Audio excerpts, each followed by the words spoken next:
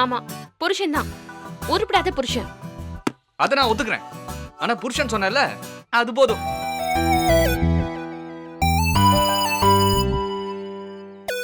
என்ன?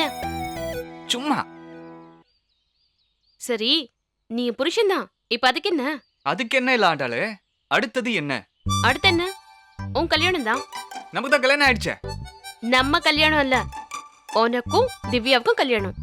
ஆண்டாளே, என்னப்பா ஷாக் ஆகுற? உங்க 2 பேருக்கும் நிச்சயம் முடிஞ்சிருச்சு. அடுத்த கல்யாணம் தானே? அது எப்படி நான் அவளை கல்யாணம் பண்ணுவேன்? தாலி கட்டிதான். சீரியஸா பேச ஆண்டாளே. மவனே, சீரியஸா பேசணும்னா உன் கண்ணத்துல தான் ஓங்கி ஒரு அப்பு அப்பனும். அடி ஓங்கி ஒன்னு விடு ஆண்டாளே. ம். ஒன்னு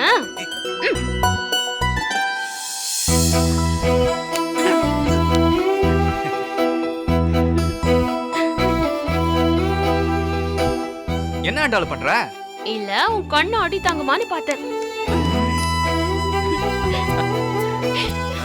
இந்த கண்ணு கொஞ்சம் வீக் தான். இந்த கண்ணத்தை தொட்டு பாரு.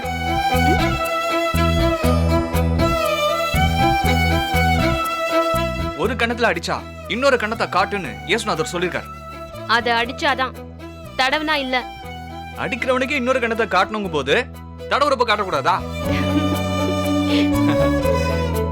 இப்ப என்ன பண்ண சொல்ற?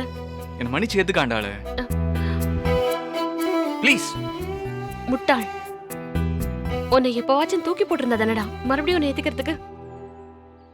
முதல்ல உன்னை காதலிக்கிறேன்னு சொன்னப்போ நான் மனசார ஏத்துக்கிட்டது.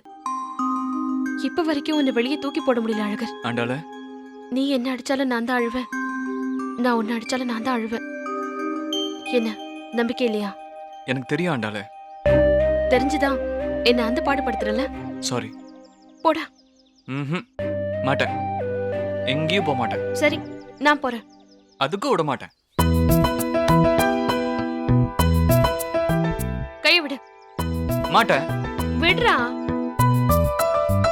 விடுன்னு சொல்றல.